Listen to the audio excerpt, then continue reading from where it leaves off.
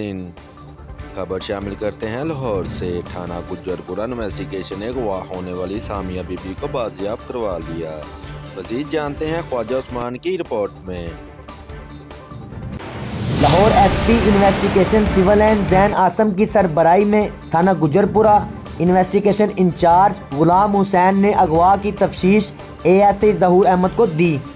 ज़हूर Ahmad ASI ने दिन रात मेहनत करके अगवा होने वाले मगवी साइमा बीबी को बाजियाब करवा लिया। एएसआई ज़हूर ने बात करते हुए कहा, इंचार्ज साहब ने 365 की तफ्तीश दी। चंद दिन रात की मेहनत से अगवा होने वाले मगवी साइमा बीबी को बाजियाब करवा लिया, फिर इनके अहले खाना के हवाले किया। कैमरामैन वकास के साथ ख्वाजा उस्मान, वक्त न्यूज़, लाहौर।